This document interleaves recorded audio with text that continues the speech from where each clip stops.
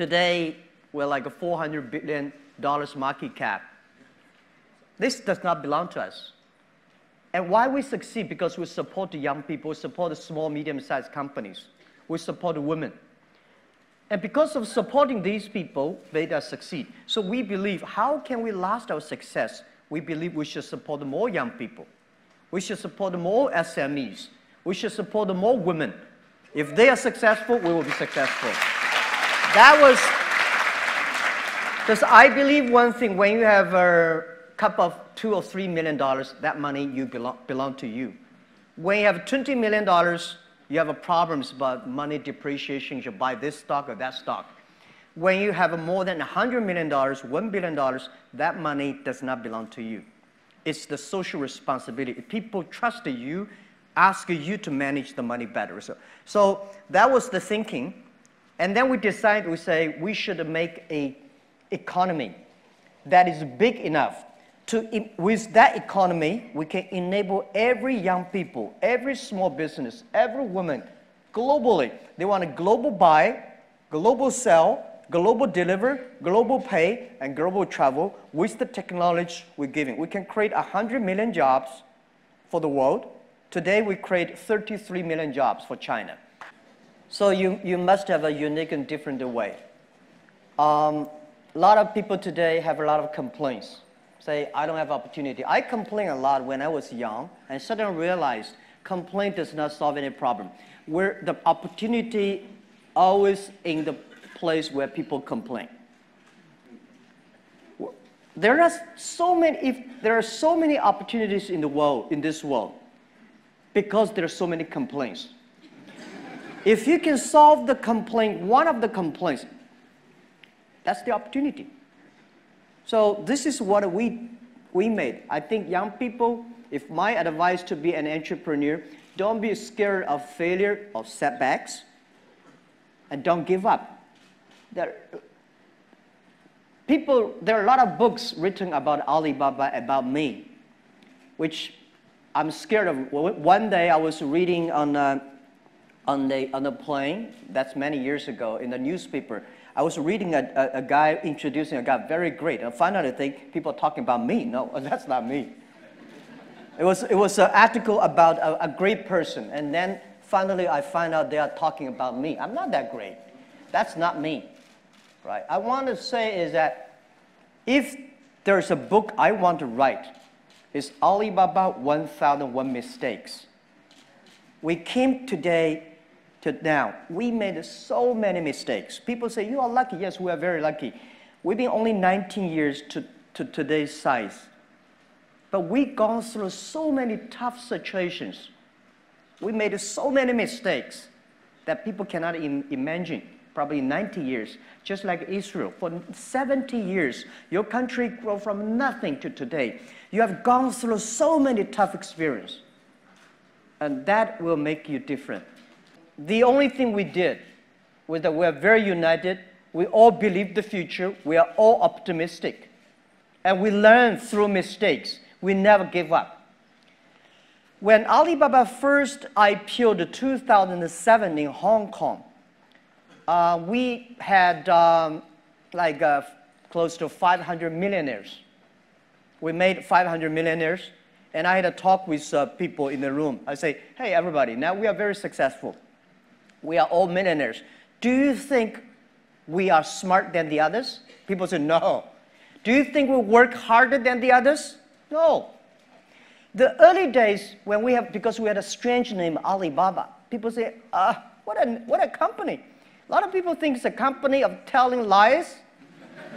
We cannot even hide people. We say, if the people who is not that much disabled, we all hide them. Because nobody wants to join us. But we've gone through it. So I asked those 500 millionaires, there's one thing. Those people who think they're smart, after half a year, they all gone. They start to build up their own. They don't believe our model. They don't believe by helping others, by helping small business, you can make money. Because 20 years ago, only by helping big companies, you can make money. By helping small companies, you don't have a chance. So smart people left us. Those people believe they are excellent. the headhunting company all come, they headhunt our people. We are the people, nobody even come to hunt us. So we stayed, we have no choice, we don't have any company to go, but we believe our future. So after 10 years, we survived, and today the same. We don't believe those people. I think this is what I give advice to students in Harvard or Tsinghua.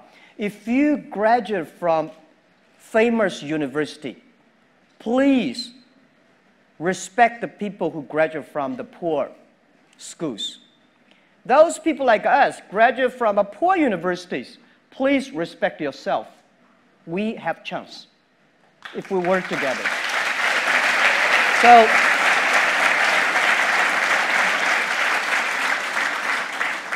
of course, we would love to have great students from Tel Aviv, from Tsinghua, or Harvard. But the most important is that you find the people with the fighting spirit, learning spirit. And this is what we hire people for, not because which school you're from. Even to now, we said we would rather not having students from Beida and Tsinghua because we believe Beida, Tsinghua University should go to the small, medium-sized companies, not us. Because we are helping small, medium-sized companies. If we take all the talents away, because today we have a lot of cash, we can giving high pay to get the best students from university. If the society is poor, no matter how strong you are, your company will be poor. So this is what we believe. They should go to SMEs, empower SMEs, and then we help together. That's what we believe. I think we should teach our kids how to be more innovative, how to be more creative, and how to be more constructive. Human side is more important than the knowledge. I think the past 200 years, human being made a huge progress because of the knowledge-driven based education. I think next century, we should focus more on wisdom-based, or the human-based. So this is, I think, next 30 years, please pay special attention to the education system reform that our kids will never get disappointed because of the machine take a lot of jobs. There are a lot of jobs waiting for human beings. And next thing is I want to say is that pay attention to these companies who have less than 30 employees. Please pay special attention to the young people who are below 30 years old, because this is the generation who were born internet. They will change the world. So education is the key. Well, the first 2-3 years for Alibaba was a disaster. We did not have a business model. People in China did not believe the internet. People did not believe e-commerce. What we did, the 18 people together, like 40, 50 people, we only have a vision. We don't know how to do it. And then we got an excellent person. He worked more than 30 years in GE. He gave me, said, Jack, it's about the system. It's about the people, value, mission, and people training. That's the best. And then year 2002 and 3, 4, I spent a lot of time training our people with the value, mission, and professionalism. And then we got more managers, more leaders than most of the other startups. Then we started to do better. It's not about business model. Later, it's about create values for the others. And that is very good advice for me. And we made Alibaba different. Even to today, we're still so much mission-driven, value-driven. And I believe we want to last 102 years. We were born 1999. Last century, we had 1 year. We want to go through 100 years this century, plus 1 year, 102 cross 3 centuries. So in order to survive, we have to be mission-driven, value-driven, and people-driven. Today, we do e-commerce. Tomorrow, maybe not. The day after tomorrow, we don't know what we do. But if we're mission, value-driven, if we believe young people, if we want to supporting the other people to be more successful, there is always business model. There is always money to make. That's what we believe. There are a lot of experts of yesterday. There's no expert of future. The thing we do is we learn. So that's why you said, what kind of job we need, what kind of candidates we're looking for. We're looking for every kinds of jobs. But the thing is that we hire you not because you are qualified.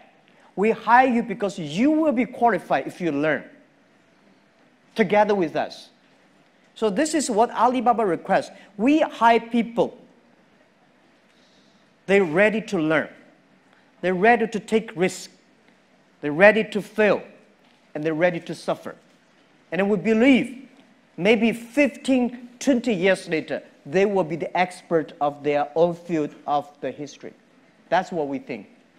If Jack Ma and his team can be successful, 70 or 80% of young people in China can be successful. We're not smart. We don't have money. We don't have technology. We don't have anything. The only thing is that we work together for future. So we said if we succeed, 80% of young people in the world, they can be successful. That was who we are. So people think, Jack, this is that your imagination. That is not me. So when I look at people say, hey, Jack Ma, people criticize him. I'm happy. People criticize. That's not me. People praise him as, that's not me. I know very well this is not me. The second Jack Ma is the CEO, chairman of Alibaba. That's a tough job because all the easy, good things my team finished. And tough job. The things that came to me, normally not easy. You have to be, you have to be a CEO-like. This is not me. It's my job. It's me. It's my personal. I'm a straight boy, like any boys, in a poor family. I came from a very poor family, poor education. I love to make friends. I love to have fun. So I want to be back to myself. This is what I do anything, a lot of things that any boy want to do, I want to do. And I want to enjoy a lot of lives. But this is why I want to retire early. I can go back to myself. Because this is not me. This is my job. And the real Jack is something that I always want to come out. And every year I want to do something new.